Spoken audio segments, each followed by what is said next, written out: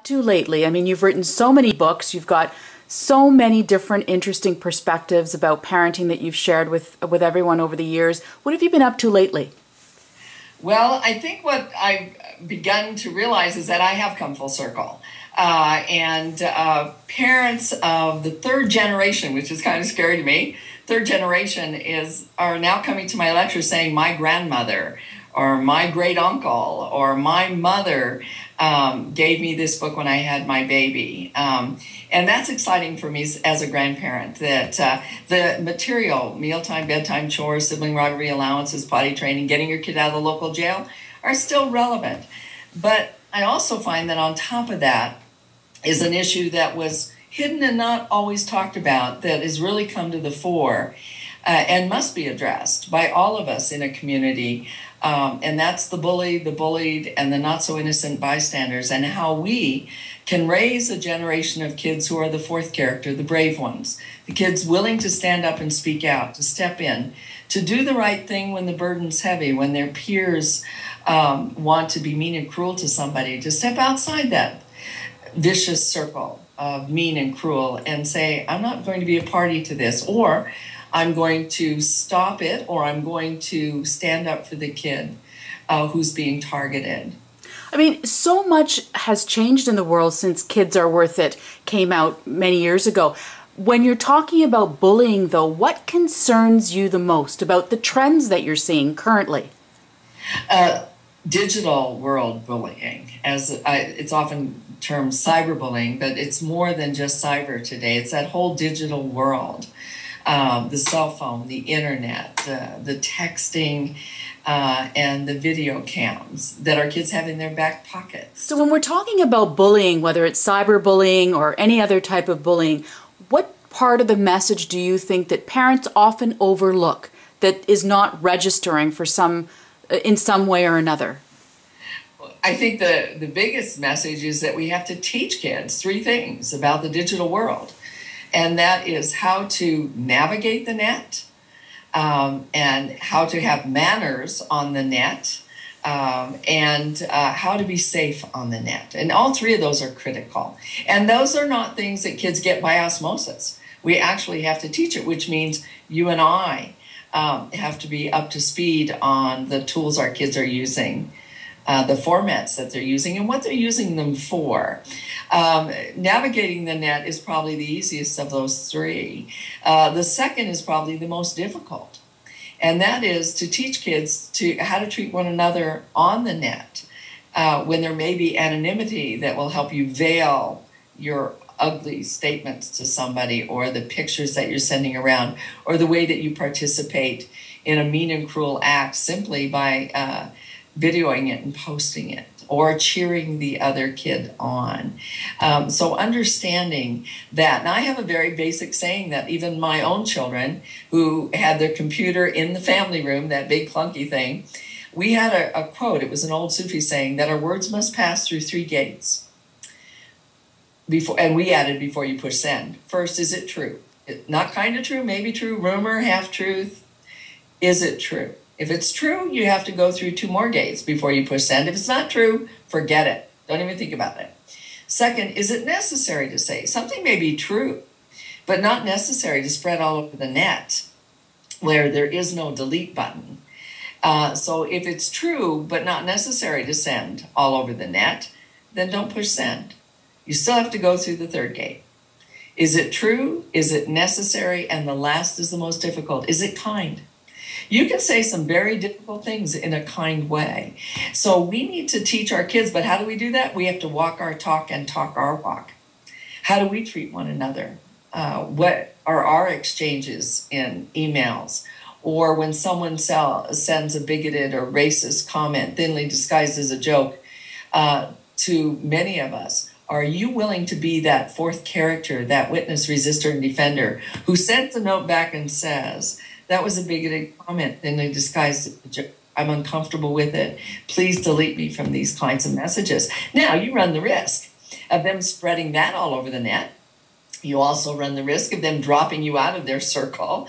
But you have to be willing to do that if you're ever going to ask young people to do that. So do you think then that we live in a time now where, as you alluded to, the bystander in that equation is more often than not somebody who can actually change the whole bullying equation and for whatever reason doesn't want to, isn't able, isn't accountable? Some are afraid, and that's a legitimate fear. Others side with the bully because they're far more powerful. And then they have to justify why they're doing it. And this is where cognitive dissonance comes in, where they have to say, well, he deserved it. Yeah, she is rather dorky, and the like, in order to stay in that, what I call the trap of comradeship. Sebastian Haffner, who wrote Defying Hitler, labeled it as such, where once you get caught up in this circle of mean and cruel, you tend to be owned by it. And you do groupthink, and you get more vicious individually than you would have ever done individually without that trap. However, the fourth character is not a bystander. That is that witness, resistor, defender. I call them the brave ones. That young kid at 7 who will stand up, the 16-year-old, and the 36-year-old. Are we willing to stand up, speak out, step in, do the right thing when it's difficult to do? It is never easy or comfortable to be that fourth character. But if we don't model it and we don't raise a generation of kids who really believe that caring deeply about another human being, which is the antithesis, by the way, of bullying, caring deeply is the must to relieve somebody else's suffering and wishing them well. Bullying is getting great pleasure from somebody else's pain. So I say to a kid, you don't have to like every kid in this classroom, but you must honor their humanity. You must care deeply about them. And I use the illustration with parents. I ask the audience, how many of you have a teenager? And many people raise their hands, and I say, I'll bet some of you don't like your teenager right now. And a few keep their hand up very bravely, but others will protest and say, oh, it's not him I don't like, it's his behavior. I said, no, you don't like him. You don't even want to go home tonight. But you love them deeply. And if they ever got in trouble, you'd be there for the haul. You'd get down there, put your arm around them and say, we love you, you're in trouble. We know you can handle it. Brought a list of lawyers we think might take your case. Good luck, buddy. But you're there. And what I want kids to understand is when other kids are ostracizing a child on the playground or writing ugly things on the internet, that to stand up and speak out does have its cost. But we've got your back. And we're going to try to create a climate where there are far more kids in a deeply caring circle than there are in that trap of comradeship. It's no easy task, but it implies that we have to create a more deeply caring environment for our kids to thrive in if we're ever going to raise that generation of kids to stand. So let me ask you this then. What would you say to the parent who maybe doesn't realize their own actions and the impact of their actions on their children? So they're modeling behavior that basically is sowing the seeds for a future bully, yet they don't realize it. Well, I call them the brick wall parents. There are three kinds of parenting styles: the brick wall, the jellyfish, and the backbone. And by the way, none of us are ever just one. We can float in and out, and even with different children in our own family. Mine were like day, night, and afternoon. But the brick wall is very dictatorial, very authoritarian. My way or the highway, uses punitive measures and a lot of rewards and bribes and threats to get appropriate behavior. Well, brick wall parents tend to raise bullies or wonderful henchmen who will do the bully's bidding because they're praise dependent and reward dependent. Jellyfish parents, if you look at brick wall, it is very controlling, but jellyfish is the opposite. There's no structure at home around mealtime, bedtime, chores, how to relate to another human being.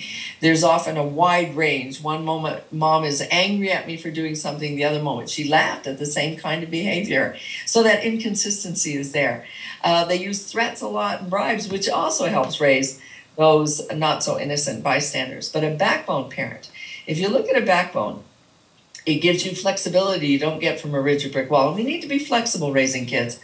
But it also gives us an environment that's conducive to creative, constructive, and responsible activity you don't get from a jellyfish model. And we need both flexibility in our parenting and an environment that is conducive to that creative, constructive, responsible behavior. Where does that start? Very young, with something very simple: red pajama, blue pajama.